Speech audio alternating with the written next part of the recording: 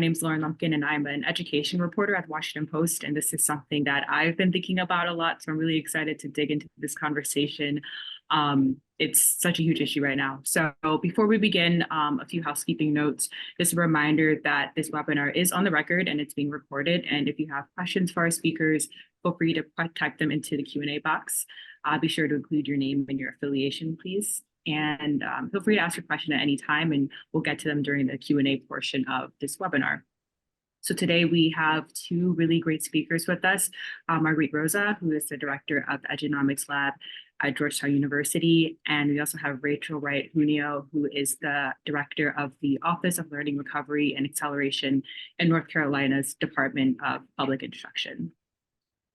So we're going to have Marguerite start with a presentation, some of the points she's going to touch on, budget decisions, kind of ESSER and the greater impact on high poverty districts and districts with declining enrollment.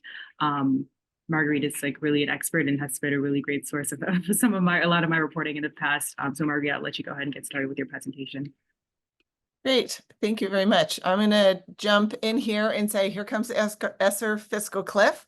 Lots to cover during this budget season and beyond. So it's April, and so the action is just getting going. And I'm going to try to whip through it in 10 minutes or fewer. So just a reminder that the cliff hits for this next school year, 24-25. And we've been in a state of fiscal shocks, but we've been a positive shock for 22-23. It was still positive for 23-24, meaning that districts had more money than they would have otherwise expected. And then they go to a negative shock in 24-25. It's still negative in 25-26, but a little bit less so. So we've been calling 24-25 the bloodletting. Partly we were trying to get people's attention with that gory language, but it's a compounding factors. Really, ESSER had been boosting spending. It ends abruptly in September 24. Most at risk are districts that ended up using ESSER or their federal relief funds for recurring financial commitments or backfilling budgets, new hires, permanent raises. But we have also steady enrollment declines, and that means fewer resources in the long run. Urban districts are most at risk, districts that were closed longer, northern states. This has all happened during a time of inflation and labor scarcity, which drove up some permanent raises. And lastly, what we're keeping a close eye on is the potential for not a recession, but a slowing of the economy, which could affect the growth in state revenues. And that's kind of a state-by-state play. So I'm going to give you these four factors. ESSER, as you can see, was positive, and then it goes away. Enrollment declines, young people are not having kids at the same rate. That's a steady negative drag on the public education school district financial budget. The inflationary effects, most of our reactions to it were in 22-23 or 23-24, but those raises will carry into 24-25 before they start to ease off. And then the state surpluses are sort of changing direction right now as we speak. And you add it all up, and that's that net effect, which is the red line, which we call the bloodletting. Now the factors are very different by states. And so we have our most recent analysis of year-over-year change in state revenues. And what we had been seeing was about 6% growth per year over year. For the last, on and off for the last 10 years or so. And so we're nowhere near that, with some states really looking at bigger declines. But even those that were 3% growth, that's not the same as a 6% growth. That doesn't mean that education will feel the full brunt of that. But if you're looking for the state to solve any sort of budget gaps, even in California, where you say it's between a 0 and a 3% growth, it's not anywhere near the money that was growing year over year in California before this year. And estimates are still changing almost weekly. This is what we have as of now. So just a reminder, across the district, where will the cliff be the steepest? It's not going to be the same everywhere. And you can practice along here in this quiz, the answer is high poverty districts. And that's because they got more ESSER per pupil, left a larger share of ESSER to spend down in their last year.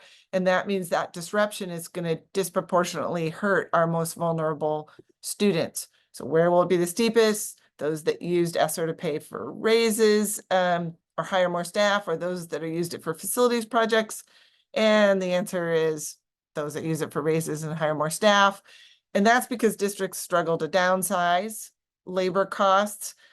I'm not saying it was a bad thing to do that, because in some ways, facilities upgrades don't close gaps in math, and those were a real thing too. So, but just to be honest, that districts that maybe through negotiations or whatever did more pay raises, they're likely going to be struggling a little bit more now. Where will it be steepest? Declining enrollments or growing enrollments, and that is definitely for the declining enrollments. Anytime you have enrollment dips, that creates a double whammy, because you lose the money with the kids that you're losing, and districts hate closing schools. Hate is a strong word, not strong enough for how much districts really prefer they not have to go through that process. Sometimes they'll delay and put it off for a few years, and then it kind of catches up with them. So just a quick back to the ESSER money. By the way, there is a dashboard we have on our website with as much as we can get in the way of updated information on how much is left. And there are some districts with eye-popping ESSER 3 sums that they still have to spend. And some of this, if they don't get it spent down or obligated in a contract by September, the money will go back to the US Treasury. And we saw some of that with ESSER 2. Sometimes they're just kind of hiccups in that spending it down. And so our question is whether or not even SEAs could nag and badger these districts, whether the media could where we have balances. Some of the districts will say, hey, we have spent that money, we just haven't invoiced it for it through the state system yet. But that's also, that paperwork delay could create for a bit of a scramble come September as the money is closing out. So we just want to keep an eye on those. Another one to watch as you're thinking about the cliff is changes in staffing and enrollment over time. And this graph has been really popular in terms of how to help people understand sometimes when these trends are going in the opposite directions. In the US, you can see we've added about 300,000 employees over, I don't know, what is that, the last 6 years, while losing about 2% of the students. So obviously ESSER, as you can tell, is paid for a lot newer employees more recently. ESSER in some cases became a revenue source that even sometimes allowed districts to not have to downsize, didn't have to shrink, but now that money is running out. So that will have a different effect on different districts. So depending on what area you're covering, you might even just go to our site and get the graphs. We might have already created them on a bunch of states and a bunch of districts, or we also have a tool there that you can create your own. But if you look at our site, we might already have done it, a lot of the big districts, etc. So here's Michigan. You can see over the last decade, a dip in staffing during the pandemic, but then the staffing has more than rebounded, all while enrollment has been dropping. And I think this gets to what you hear about a staffing shortage. Very much a shortage when we were doing all this hiring, right? We were out there hiring people and hiring away from one district from each other and then back again, depleting our labor force. And what we're expecting now is that districts will be crossing their fingers, actually hoping their staff leave. So less emphasis on a shortage and more districts are hoping to balance their budget through attrition, staff attrition in that. So in some cases, employment did shrink in the pandemic, but it's more than rebounded. And in some places where enrollments have grown, like Texas, staff have grown even further. So we are seeing this whenever there's more money in the system tends to employ more staff, and now we're going to withdraw that money.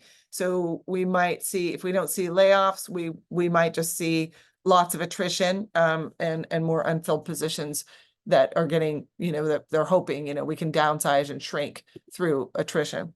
So let's talk about the timeline for that decision. Last school year started with a lot of extra money in the system. Next year, we can say is the beginning of the bloodletting. And how do we get from here to there? Generally, in the fall and winter, the district's finance team starts to project its budget from the prior year. They'll go meet with the board somewhere over the winter and start to set priorities. So, hey, we don't have enough money to do everything we were doing. What do you want to keep? What do you want to get rid of? Then the finance team at the district side will start working on various trade-offs, bring them usually back to another board work session. Those should be public meetings as long as they have 2 board members or more. That sometimes it's a subgroup. They call them a work session. You can almost always watch them online. And that's where there should be some discussion and going back and forth to solidify their choices. Somewhere along the way will be the last day to notify staff that we don't need you anymore. And if you miss that date, then you've missed that opportunity to shrink. And then the final board will vote on the budget. Generally, it's too late there to change it. It's just an intact budget that the board will vote on in a public meeting. So really kind of the interesting moment to dig in on this stuff is around here in this work session timing. So by September will be the last month to spend ESSER on salaries. And after that, the only way you can get any sort of extension is if you have a signed vendor contract. So districts will have a lot of tough decisions to make. You could, put your response to this in the Q&A if you like, but imagine a district having to cut 60,000 from a lower performing school. There are a lot of schools that have not recovered from the pandemic fully. So they're still going to need to be thinking about math and reading. And they're going to be facing hard trade-offs. Often you will hear, well, there's no choice but to ... And there always are choices. You don't need to cut what you added in ESSER. You could cut something else. And so here we say you could cut the reading coach and maybe invest a little bit more in of the savings in tutoring. You could get rid of a 2nd grade teacher and raise class sizes and then keep your summer programming. You could eliminate aides and maybe use an AI-driven math tutoring app. I think we're going to see a lot more examples of that in the next 6 months. You could eliminate something you've had for a long time, like the librarian, and maybe pay an aide to work in the library and then keep all of your programs that you've done to boost scores during COVID. So you don't have to go back. You don't have to undo what you've just added. And I'll just wrap this up by saying that this decision around closing schools is going to be one of the toughest one, and then one that most readers are going to be really interested in. These are all of New York City's high poverty schools. The schools that are bigger circles are bigger schools. And I arrayed on a graph here spending per student on the school versus what kind of outcomes it gets. So these are just the high poverty elementary schools. And you could see that it's smaller schools, many of these tiny itty bitty little schools are really expensive and not delivering value for kids. And the reason I put those on the graph is because I think those two things ought to weigh into these decisions. How much does a school cost? Because if you spend more on one of these schools way over here, that's tiny and the expensive ones, you have less money to spend on the rest of your schools. And so if you're spending a lot of money on a school and they're just getting really dismal outcomes, is it a good use of the money? So this graph also is available on every district in the country. I'll add it into the chat in a moment. But I'll wrap it up to say that we're pushing hard for really thoughtful responses to this cliff that's coming.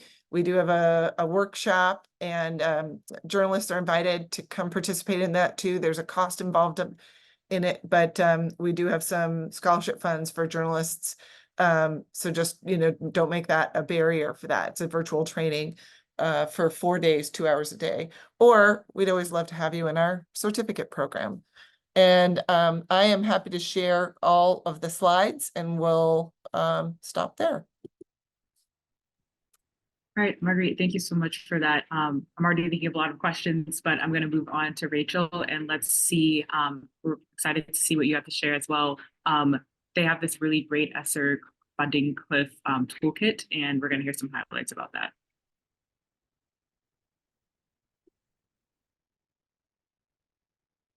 Great, thank you.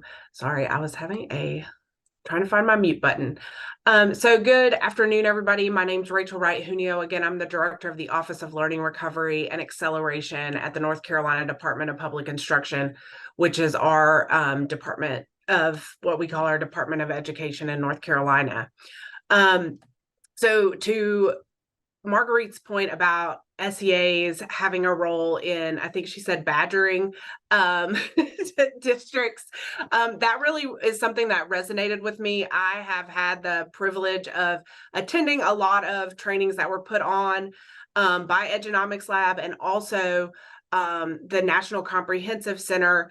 And I talked to my supervisor, and we really talked about how can we help districts make sure that they are taking stock of all of their investments across the board and not getting rid of those things that are really making a difference for kids. And so what we looked at and what we kind of came up with based on these trainings that I had been to, and then based on some of my background knowledge with federal programs and ed finance, we identified these 3 kind of summary points that we think it will take to prepare for the cliff. So first, collaboration. A lot of times we don't see CFOs coming to the table with program folks, and that's a problem.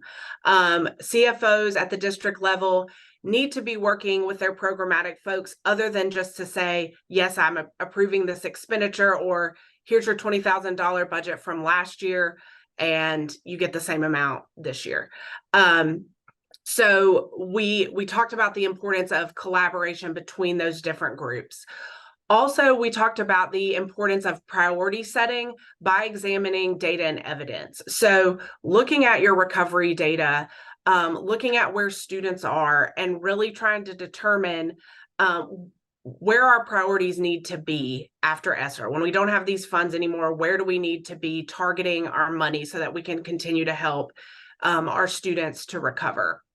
And then I kind of already mentioned this, but doing a broad evaluation of expenditures and investments across the board, and having the willingness to approach budgeting and trade-offs differently, which is something Marguerite already alluded to. So to support those recommendations, we didn't want to leave our districts out in the cold. We developed a toolkit that facilitates that collaboration among finance staff and program staff at the district level, also encourages priority setting, and gives districts the tools to evaluate their expenditures and hopefully approach this budgeting season a little bit differently. So in just a second, I'll drop in the chat the link to the ESSER Funding Cliff Toolkit, but we deployed this in January and provided an overview of all of the tools within.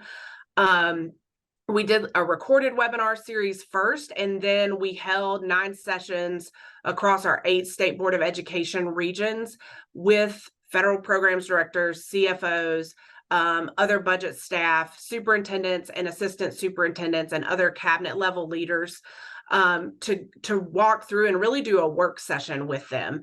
So the overall goal that we had with this was to provide our leaders with the information they needed related to ESSER expenditures, as well as their student outcomes data, so that they could understand the effectiveness of some of those investments. So I'm going to run through a couple of the tools with you all so you can kind of see how we walk districts through this. But I will tell you that step 3, which is determining return on investment, is kind of central to this toolkit. And we basically applied the business concept of return on investment, which is profit divided by investment, to an educational context. And I'll show you what that looks like in a few slides. So before we had districts coming to these sessions, we asked them to do some pre-work. So districts should be tracking these data already, but so this may be something as journalists that you can look at when you're looking at ESSER investments. How much did they spend on a particular program or intervention, the number of students that were impacted, and the intended outcomes and fidelity to implementation. So we asked them to come ready with those data to our sessions so that we could have a more productive time together. Once they did that, we went into step one, which is to determine the budget process and timeline.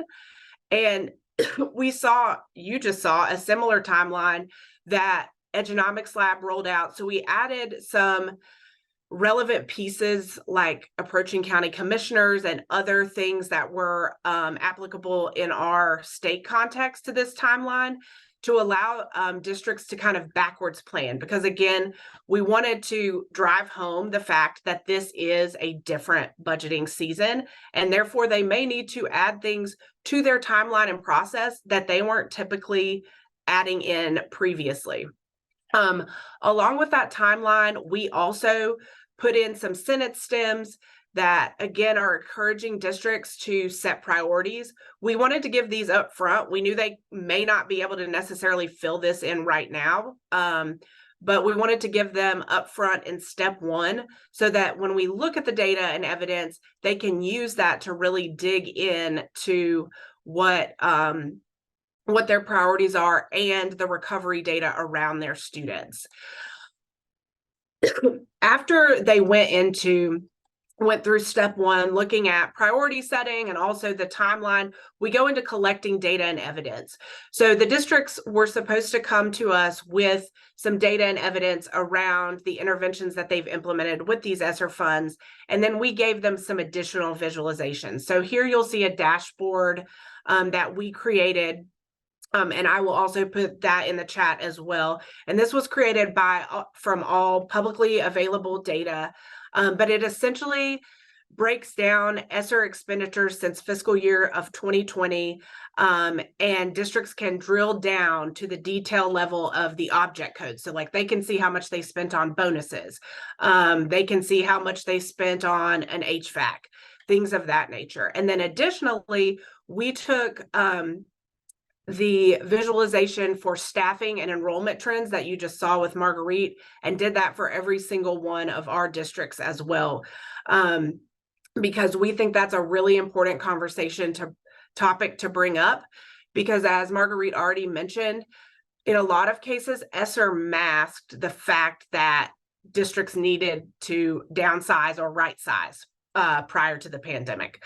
So we wanted to also really put that into districts' faces, so to speak, to say, look at your staffing and enrollment trends. And then also, we wanted to be sure that we were encouraging districts not only to look at quantitative lagging measures, but also qualitative measures. So a lot of times on the national stage, when we're seeing data related to interventions and student recovery, it looks a little bit different at the state context or the local context.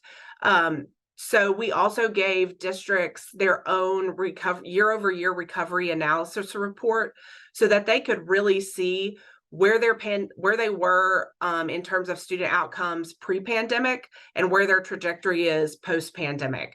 And we did that with our research and eval team. Now, after they looked, we shared these data with them. Then we go into the concept of ROI. Again, I mentioned that this is kind of at the center of our toolkit. We knew that when we developed this, we might get pushback from some folks on the ground because it's not something a lot of people feel comfortable about talking about unless maybe they work in the finance space, but especially our programmatic folks may be a little bit more uncomfortable with this. So when we thought about how to apply the typical ROI formula to the education context, the thing people get most kind of scared, I guess, about is defining profit, because kids aren't widgets, they're kids. So we looked at defining profit as good outcomes for all students. So that sits at the center of our formula. And you can see that in the formula here on the screen. So essentially, we're asking districts to rate their outcomes as high, medium, or low, rate their implementation fidelity as high, medium, or low. Those two things get multiplied together, and then that's multiplied by the number of students served. And then within that, we also have an option for a special populations multiplier, because we know also that districts oftentimes target interventions and programs to specific subsets of students, and we didn't want that to take away from that overall formula. So I'm going to show you just an example, because when I'm talking about it, I realize it's very theoretical. So what we essentially created was a Excel spreadsheet that does a lot of calculations in the background. I'll also make sure that you have access to the explainer document, which has our disclaimer, which is that this is purely to facilitate conversations. North Carolina doesn't say, we don't define high, medium, or low outcomes. Those are conversations that have to be at the district level, and that has to be applied consistently as you are using this tool. So as you see here on the screenshot at the top, this is where having all of that data up front at the district level is important. You see the total amount spent, the number of students served. There's a toggle for special student populations. We have districts list out their outcomes, and we encourage them to use color coding to indicate whether those were met fully, partially met, or not met at all. And same thing with the implementation fidelity details. And then I just put in some other examples without all of the outcomes data, just for demonstration purposes. But once they put that in, on a second tab, there's a calculation tab. So you can see here that it calculates cost per participating student and then spits out what we call a relative ROI number.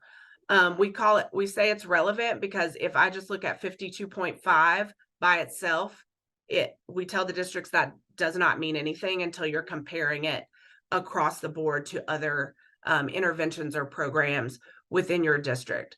So we really just wanted to create a tool that would help them to facilitate conversations and really get to thinking about why is my ROI for tool 1 higher than tool 3, for example. What does that mean? Is it because we served a lower level number of students? Is the cost per participating student higher?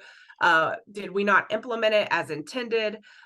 And so that's where the conversations really come into play. And then once districts have gone through this kind of ROI process, this is where we move into the decision making and the budgeting process. So they'll discuss the ROI of various programs, and then this is where district leaders are going to have to decide which programs should be maybe expanded, which should be sustained, and which should be sunsetted, especially when we're thinking about post-ESSER. So again, as Marguerite said, and this is what we've been preaching on our roadshow as well, is there are options. You can look across the board and you can see, hey, I might have another program that I've been running for 10 years, and it may not be as effective as this other high dosage tutoring program. And so with that, we give districts kind of 4 options as we saw it for funding the most effective investments, because that's really what the question is. Like, how can we continue these investments that are most effective? So we say applying for specific grant funding, which is obviously a tedious, laborious process that many districts don't have the capacity to do right now. Asking for an increase in local level funding from county commissioners, which always has varied results. And then also looking at utilizing innovative approaches like fund braiding for federal funds. So having a really knowledgeable federal programs director that may know how to braid those funds is a really good approach. And we actually created a crosswalk to help districts to know which programs they have funded, typically through ESSER, those things like high dosage tutoring, summer programs, that they could use other federal entitlement funds that they will continue to receive after ESSER to fund those programs. But of course, that means there has to be a trade-off. We also introduced the budget methodology called zero-based budgeting. and talked to districts about looking internally to identify efficiencies within their own budgets, in order to find funding for some programs that they had previously funded through ESSER. And so those are kind of the different ways that we encouraged districts to look at the budgeting process and the decision-making process after looking at program effectiveness and ROI. And then the final step, it's communication. So we provided links to external resources around communication from a lot of different places. We are fearful that especially parents and community members are not aware of the impact that ESSER is going to have on their family members post ESSER. And so just as to wrap up here, so you all are aware, there was a very positive response to the toolkit. So as journalists, you might be interested in finding out the ways that your SEA has supported districts in spending down these funds effectively. You can see here that we did train over 400 folks, and the feedback we got has been overwhelmingly positive. And then we've also had districts that are planning to apply the principles within the toolkit to other case uses, such as federal programs spending. So I will drop all of this in the chat and happy to share slides. Thank you so much, Rachel. That was really informative. That was great. I want to make sure we get a chance to ask a few questions. I'll open it up for audience questions in about 10 minutes. So for all the folks watching, feel free to kind of get your questions going and start dropping them in the chat. But before we get to that, I do want to sneak in a couple of my own. One big thing that I'm really curious about, I guess, for reporters who are watching this, this is something that I've written about and something I'm writing about right now, where I cover DC schools day to day, and where like the mayor just introduced her budget. And so there's kind of a lot of like anxiety around that. And I just think in an issue so important, but also so complex like this, what kind of mistakes do you see in coverage that you like to correct reporters on or warn reporters about? Because, we're only kind of at the beginning of this cliff, right? The fault where there's so much, there's going to be years more that we'll be writing these stories. And I'm wondering kind of, what are you already seeing that's like we should stop doing that? Well, I'll add one in, and it's no fault of reporters, because I think districts answer the question this way, but a lot of times the issue will get covered as if there's only one option, and that is to cut fill in the blank. And there are always options. You could raise class sizes and free up some money to potentially save money for some program we've recently added. They'll say, well, we lost our money for counselors, so we have no choice but to cut the counselors. And if the counselors are really working and you want to make the case to keep the counselors, you could spend money on counselors instead of something else you've been spending money on for a lot of years. So I think I would press districts to be forthcoming about the things they considered, even the ones they didn't like, because the public wants to hear that districts weighed different choices, that it doesn't feel like the system is broken and out of control and you can only do one thing. So I guess that would be my biggest. For sure.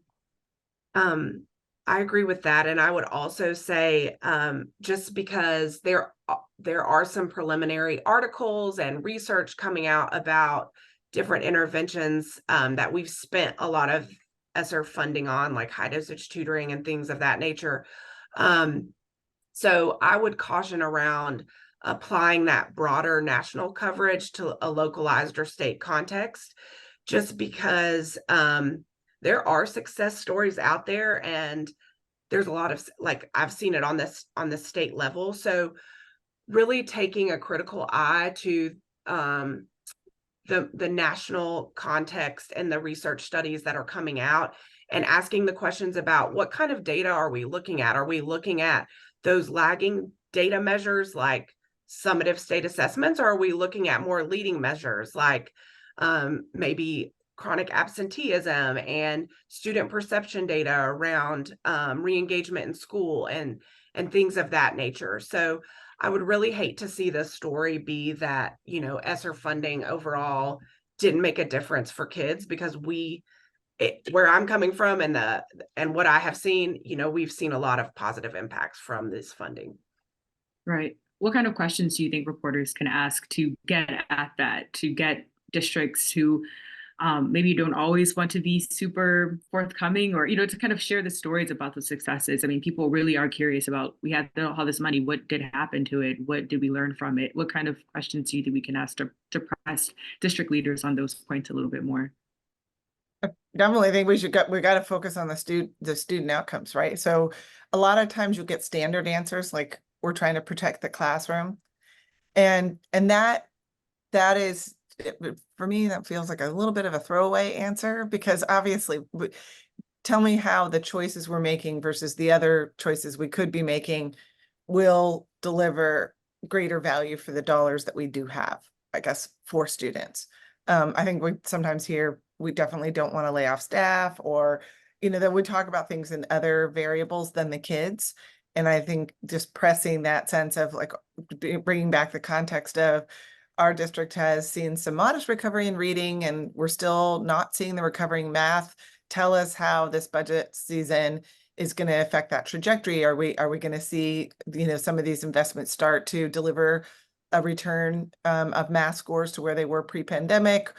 Or maybe we're seeing some recovery in math, but not reading, or maybe we're seeing modest recovery in both, or maybe the district is actually still declining. So I would look up those test scores for the kids and put that in the context of the budget discussion. And I would also, when approaching district leaders, even coming from the state level, maybe we don't get as much skepticism as journalists from district leaders, but we do face skepticism at the state as the SEA. So one way that we've kind of opened that line of communication with our district leaders and getting them to not feel like we're in here to have a gotcha moment is, what are you most proud of, and what do you think has made the most difference for students that you've funded through ESSER? And then when they tell you, maybe then probe a bit deeper. How do you know? Like, what outcomes data have you seen that shows that, this is helping students in X, Y, or Z? Because district leaders, as I'm sure all of you know, are very happy to share the highlights. And of course, we want to make sure that this money is being spent effectively, but I would also encourage, to open those lines of communication to look at ways that districts have spent their funds in ways that they are proud. Right, for Just sure. add one thing. We're at this funny moment where sometimes it feels like we're badgering districts to ask them questions, and then they're hurt by it, I think. And it is true that district leaders have worked really, really hard the last couple of years, and it's almost an impossible job. But it's also important to keep asking the questions, because the outcome for students is strengthened if we keep that dialogue open. So it is a hard thing to balance this sort of, show me where it's working, or why isn't this working, or things like that, because people will say, are you beating up on the district, and we should be protecting districts right now? And I think we can acknowledge it's a really hard job. There's been a lot thrown at the people who are doing it. Many of them are doing the best thing they know how to do, and we can still ask these questions and acknowledge that work ethic. So, Right. I think that's a really great point. mhm. I think both of you touched on this at different points during your slides, but what are the options for continuing things that have worked really well without ESSER? Things like tutoring, or even especially like, maybe like really great counseling staff, and, the district makes a decision to eliminate certain positions, all of these things that were working well, after school programs, summer things. What are First, we these got to make sure options?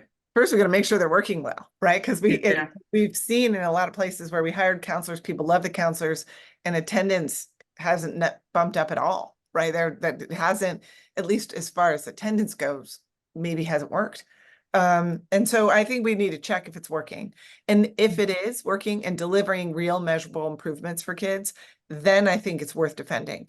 And that may mean we have to give up things that we're used to having around year after year after year. Maybe we do raise class sizes so we can keep some intervention. Maybe we've been using a reading coach for a decade, but we found the tutoring was really great. Maybe we scrap the reading coach and stick with the tutoring. Maybe we've used a parent engagement person and we're not going to use that. We're going to do something else. You know what I mean? We don't have to go back to the base model of schooling here. The money is fungible and we can keep anything we think is worth keeping. We just have to make a trade-off somewhere else in the system. Maybe we don't use a vice principal and we go with the counselor instead. Yeah, I think it's all about approaching it differently. Like the districts are going to have to be willing to look at things differently now than they have previously, but also looking, I mentioned this in the presentation, but also looking at ways to braid funds. In my previous tenure in federal programs, I saw a lot of money left on the table or spent ineffectively, or that could have been braided in ways that made a more comprehensive program. And so I think that's another option that districts, either because they have hesitancy around all of the regulations or perceived barriers around spending federal dollars, they don't look at the federal fund braiding. So I think that's another option that folks don't use as frequently. Yeah, can you talk a little bit more about that? Because that's the first time I've heard that term, fund braiding. What exactly does that mean? So when you braid different districts will receive lots of these entitlement grants. Like you all are probably familiar with Title I Part A or Title III. So these title programs. And those programs are eligible to fund a variety of different things. They all have regulations around them, but you can braid those. So for example, I could start a summer program, a comprehensive summer program, and I could use funding from all of my different title grants to braid together for a proportionate share of each of those title programs to cover the different students that are in that program. The braid is a word like for your hair or weave together. Yeah. That makes sense. Okay. We have braiding and bloodletting. There's a lot of visuals in this. Yeah, that makes a lot of sense. Okay, well, I do want to urge our participants or, all the people watching to ask questions. I will keep going in the meantime, but feel free to drop your questions in the Q&A chat and then we'll get to them really shortly. Another visual actually that I've been thinking about since you showed it, Marguerite, was that graph of staffing versus enrollment. I'm wondering if you can talk a little more about what went into that decision making. Why do you think districts spent money in this way and so much of it, knowing that these are salaries, they have to continue as long as that person works for the district? Why fund that with money that isn't going to last forever? Well, I think in many cases, when districts get new money, one thing they've always done is hire new people, hire more people. Done that even at the expense of paying the people they have more. I mean, it's just, if you look at the numbers for the last 5 decades, this has kind of been the trend. So I think they got more money and they thought, hey, we can do some more things. We'll hire some more people. The other thing is that if you want to add capacity somehow for your kids, you might be like, well, who else is going to work on mental health, or who else is going to do this? We got to get somebody new to do it. And who's going to deliver the tutoring, who's going to professionally develop the teachers on the new reading program. And so I think there aren't necessarily vendors to fill all of those roles. And so I think that's not totally surprising that they hired them. I've heard from a lot of districts who thought, once we've hired these people, I'm pretty sure that the state or the federal government won't let us lay them all off and they'll give us some more money. And that was a risky bet, obviously, and that time is now coming. That bet is now coming due. So I think it's just sort of all of it. Sometimes labor unions said, while you have money, why don't we negotiate more staffing for special ed, or more this for, more, we want to have a full-time sub in every school because we don't want to just have a random sub in there of different days. So they've negotiated some of that too, and that might not have been the district's choice, but I think it's all of it. Sometimes big districts, you saw some growth in enrollments in one side of the district, so they added staff. In the other side, you might even have seen a shrinkage of students, but they didn't get rid of the staff. They kept those staff because they had the money. So what normally would have been a steady sort of right sizing, that didn't really happen either. So I think it's really all of it. Yeah. Some districts, by the way, did tell them this is a temporary position. It's still hard to cut it. Of course, of course. Mhm. Sorry, Rachel, did you want to add anything to that, just kind of like from your side of things? Only that we have experienced similar to exactly what Marguerite was just saying. And I think I mentioned it in the presentation. It was an eye-opening moment for districts to see that visualization of their staffing going up and their enrollment going down. And it was kind of like an aha that, wow, ESSER really did mask the need for us to right size. So, yeah. Great. Hi, everyone. I'm Casey Fabris with EWA, and I was just going to jump in with a couple of audience questions that we have. So we have a question here from Danielle. I'm sorry, I'm definitely going to say her last name wrong, Duclos. And she is with the Green Bay Press Gazette. And this is her question. The main district that she covers, the Green Bay area public schools, definitely needs to cut staff given its declining enrollment that started as far back as 2015-16. But they are solely using attrition to do that. What are the risks of this strategy instead of targeting staffing cuts? So there are some risks with attrition. In some ways, they maybe feel more harmonious. We don't have to fire anyone, right? We can just we can just sort of shrink by having people retire and drift. You know, even young teachers often leave. The downside is that you have more turnover in your higher poverty schools. And so those schools will see more disruption. Teachers from other schools will get moved over to those schools. They'll be mad about it because they liked their other school. You will see more turnover in math and science teachers and special ed. So you might have to cut electives in computer science and calculus and statistics and things like that. Sometimes you'll move a music teacher in to teach algebra because we lost our algebra teacher. Now kids are learning math from a teacher who's not really qualified to teach that subject. So it's almost like surrendering your right sizing to just the whims of people's choices around careers. You don't shrink evenly, right? Your music teachers and your ceramics teachers and your PE teachers stick around, and you don't have enough people who are there to do some of these shortage areas. You might end up with too many senior people, like too many vice principals and principals. They tend to be reluctant to go back to classroom positions. So you might end up with a long-term sub or combined classrooms for something. So our worry is that attrition is a surrendering approach. And surely districts can use some attrition, but you'd really want to be monitoring your staffing ratios with that and making sure that you're deliberately, you have the right people to meet the task at hand. Great. We have another question from Catherine Carrera, who I believe is with Chalkbeat. She says, I think I heard Rachel mention that North Carolina's ESSER spending dashboard can zoom all the way down to object number and description. She gave the example of staff bonuses. Is that unique to North Carolina, or do all states have that information publicly available? Not all states have it publicly available. I just shared a link with you, Casey, so that you can share the link to our website at DPI. I know that Marguerite's dashboard has like all of the, I think, Marguerite, correct me if I'm wrong, all of the publicly available data, but not all of it is detailed as what we have available for public use in North Carolina. Right. North Carolina has got great data. Oregon has really great data. California.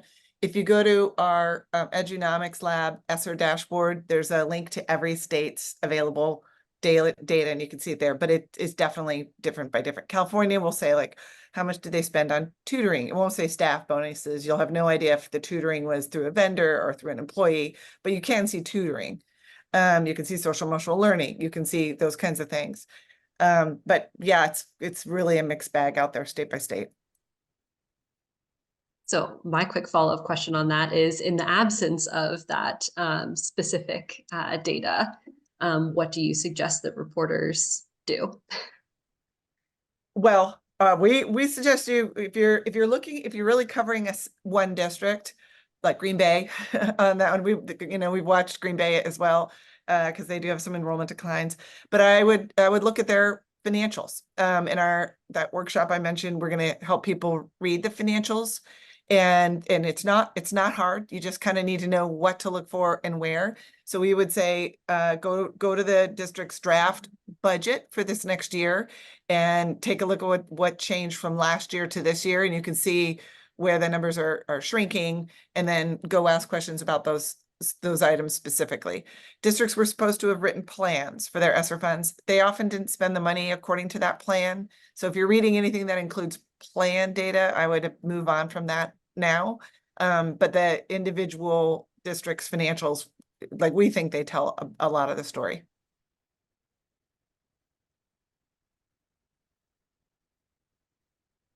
Great. So just a reminder, we have a little less than 10 minutes left. So submit any other questions that you have. But Lauren, I'll hand it back to you. I'm sure you still have a few more. Yeah, I'm curious from both of you, what kind of stories do you want to see about this topic from reporters? Well, so I say that we're going to see a lot of school closure stories, right? And the typical closure story says, here's a school, they're on the closure list. Now I interview some families about how upset they are and how great their kids are thriving at the school, and it's just so horrible that the school is closing. And obviously we need that human side of it. But people think the decision is close the school or leave the school open and everything stays the same. And that's never the choice. If the school closes, it's because those resources can be then applied somewhere else in the system. So it's leave the school open and cut athletics across all of our schools, or close the school and then all the schools still get athletics, right? Because that money has to come from somewhere. So I think we wrote a piece on that, about how to think about how much money is saved when you close a school, and how to do that. I would say that's one to really think about. On that one, I think most financial stories are written without any mention of student outcomes. I would love to see, this is what the scores were before the pandemic, this is where they are now, and put that in the context of the budget decisions the district is making. Sometimes we have stories about outcomes and then we have stories about finance, but never the twain shall meet. So I would merge those for sure. And I would invite the public, not to weigh in just on, do you think they should cut this thing or not? But do you think they should cut this thing or something else, right? Because that's the real decision for most districts. Those budget workshops I mentioned are very poorly attended, the ones that where all the decisions get made. And then people show up at the final budget meeting. It's really too late for that. So I think getting people up to speed when the public still has a chance to weigh in makes a little bit more sense. And those are some of the issues I mentioned our late April finance workshop. And there are some scholarships for journalists if you really need a jolt to be able to cover these topics. And I would say that I really like the idea of marrying student outcomes with that financial piece. I think that's really important, to Marguerite's point. And then also looking at districts, especially if you're writing in a more local context, state level context, that were intentionally strategic about spending down these funds, that did make good decisions up front and are making a difference for their kids. Again, I would like to see more of those success stories highlighted, just because in my experience and what I've seen working with districts right now, some districts were already doing really great things for kids and used ESSER to expand that, and were very strategic. I think this is a big, lessons learned moment. So if we can highlight those districts that have been strategic and made the right types of decisions that are truly making a difference for kids with this funding, my hope is that I hope that we are never in this position again, but when there is inevitably another increase of federal funding at some point, that we can hopefully use what we learned from ESSER and apply that going forward to make sure that we're making decisions for kids that really make a difference. Right. I'm wondering what kind of metrics you're thinking about when you are evaluating whether or not something worked? Are you looking at, okay, did the students, are their test scores back at pre-pandemic level? Are you looking at, student satisfaction and whether they feel safe at school? I know there's a lot of different things, but when we are measuring whether or not something worked, what kind of questions are you asking? What kind of data are you looking for? I would start by our go-to is the Ed Opportunity site at Stanford. It's called the Recovery Hub. Oh, yeah. And you could see basically where kids were in 2019, where they were in 2022, then whether they're creeping back up in 2023 or falling further. And that's a great place. I think the next piece of data I would get from the district is attendance. Because a lot of these investments aren't going to work if the kids don't show up at school. So many of them involve things that are rolled out during the school day. Lots of districts aren't seeing that bounce back yet in attendance. And then you mentioned the social and emotional piece on that. In my mind, that is in service of getting the student reading and math outcomes. So you work on that social emotional piece, to get the attendance, to get the engagement, to get the math and reading. And so the ultimate goal here is that math and reading. But too often we hear this sort of, trust me, we can feel it's working. We can see it's working. And I think that's kind of risky. We're one of the only fields where, the evidence is trust, not actual numbers. So, the district might have its own numbers, but our go-to is that the Stanford Ed recovery site. Yeah, and to follow up on that, that is a great site, but also talking to your district leaders, because oftentimes with interventions and programs, districts are collecting more formative assessment data or pre and post assessment, because again, I keep going back to, the high stakes testing, it's a lagging measure, but their districts are oftentimes collecting other measures that do measure academic outcomes, but aren't necessarily going to be published at a local or even at a state level. So talking to your district leaders about that, and then also reaching out to your SEA if they have a similar research and eval department like our SEA has. They may have additional recovery analyses or may be able to provide some other data sources that might apply to the state or local level context. Right. Thank you both for that. Well, I guess we are coming up on the end of things. Casey, do you want to close this out? Yeah, absolutely. So thank you all so much. Thanks to our attendees for making the time for this really important conversation. And thank you to Marguerite, Rachel, and Lauren for a really great discussion. I've just dropped a link to an evaluation form in the chat. We'll also send it to you by email. If folks could take a few minutes to complete that, we'd really appreciate it. We take our member feedback very seriously, and it helps us to improve our offerings. We, at EWA are very interested in school finance, and it's an issue we're also going to be exploring at our upcoming national seminar. So if you are not registered for that, please go ahead and do so. We would love to see you in Las Vegas. So again, thank you all so much for joining us, and I hope you have a great day. Thank you. Thank you all. Take care.